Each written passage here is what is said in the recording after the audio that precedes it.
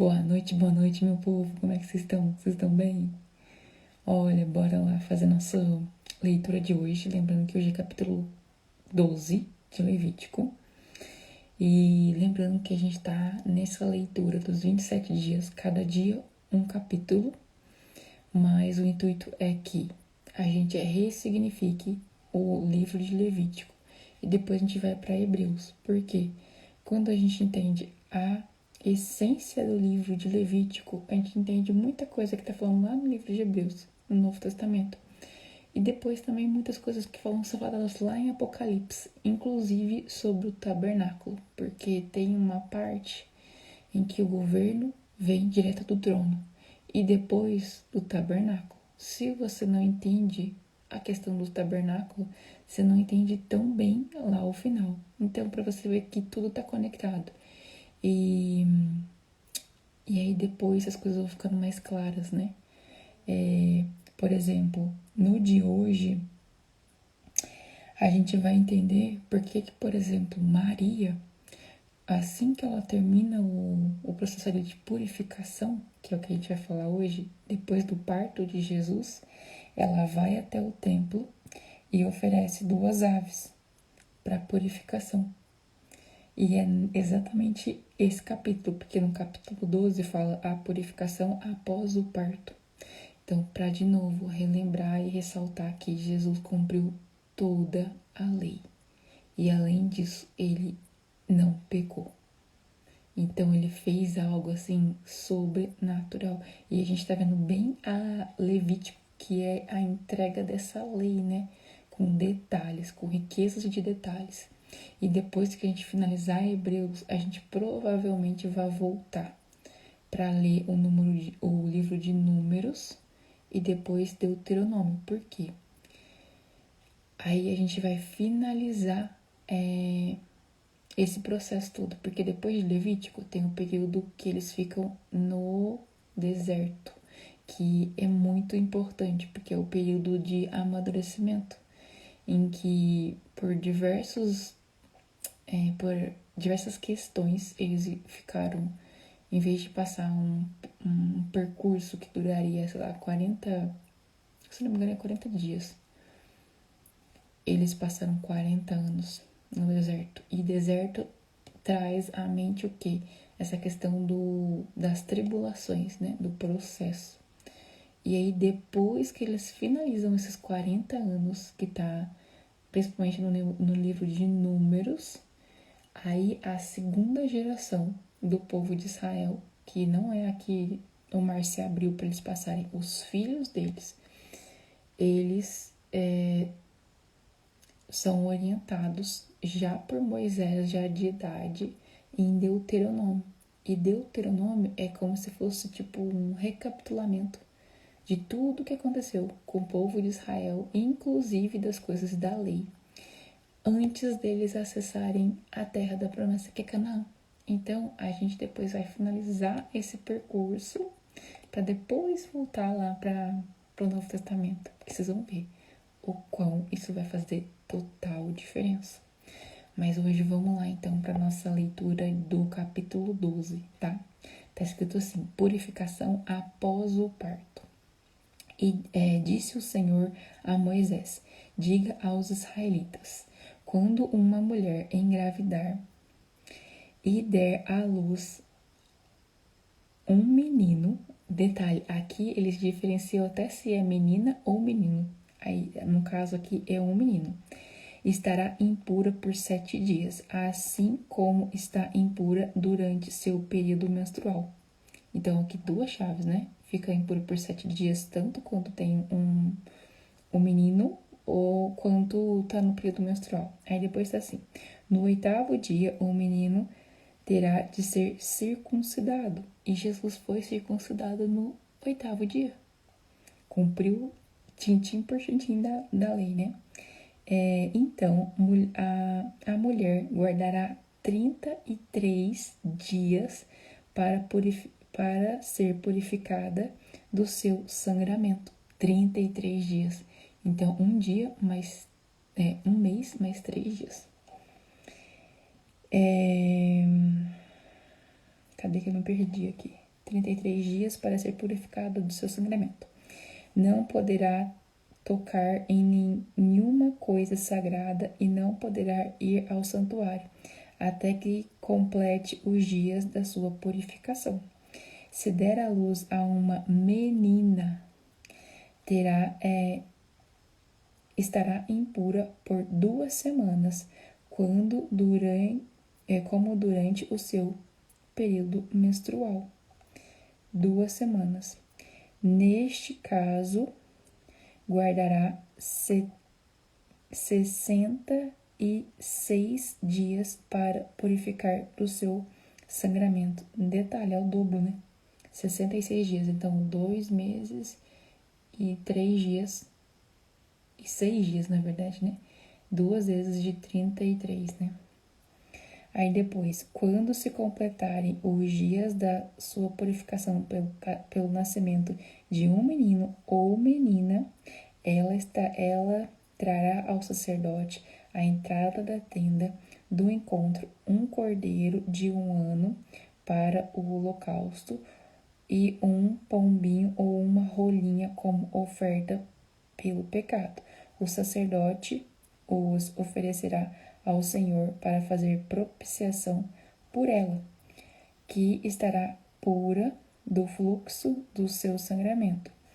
Essa é a regulamentação para a mulher que der à luz a um menino ou uma menina. Se ela não tiver recurso para oferecer um cordeiro, poderá trazer 2 rolinhas ou 2 pombinhos, um para o holocausto e o outro para oferta pelos pecados. Assim, o sacerdote fará propiciação por ela e ela ficará pura. Aí, eu quero ler com vocês Lucas 2, 22. Para vocês verem que, até essa questão tá conectada. E conectada com o quê?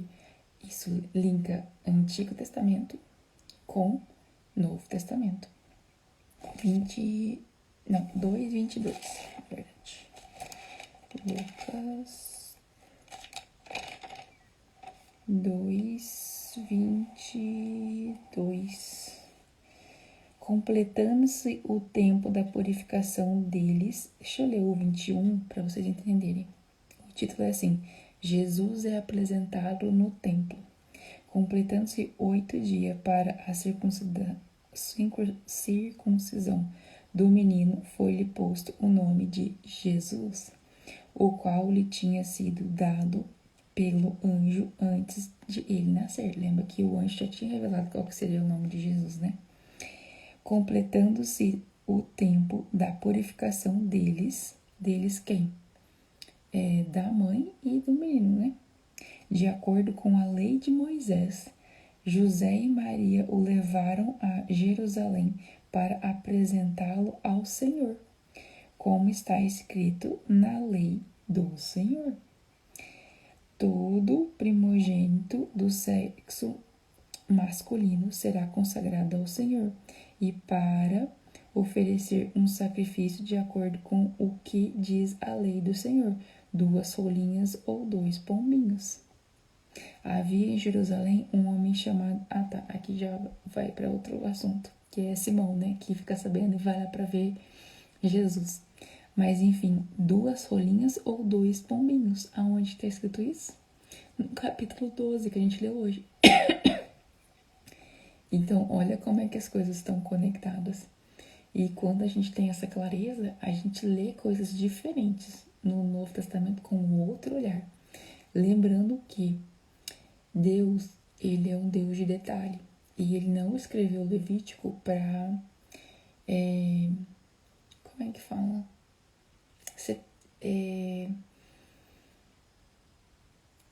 Como é que eu falo? Ele não escreveu Levítico para ser um livro assim rigoroso, cheio de regras, não. Quando você muda o seu olhar, vira a chave na sua cabeça, que é um livro em que tem um pai que quer proteger os seus filhos, você lê com outro olhar, porque as proibições, por exemplo, não é para falar, você não pode fazer isso, não pode fazer aquilo, não pode fazer aquilo outro. Não, é para falar, olha, não faz isso, que tem uma consequência. Olha, faz isso, porque se você não fizer, acontece isso. Isso é a essência do livro de Levítico, porque era a maneira com que o Senhor encontrou de criar um meio para que um Deus que é santo, que é Ele, habitasse no meio desse povo, que era o povo de Israel. Por isso que teve a construção do templo, por isso que tinha todo aquele critério ali dos sacrifícios. Por quê? Quando eles iam se apresentar diante do Senhor e para que seus pecados fossem perdoados, tinha esse sacrifício dos animais.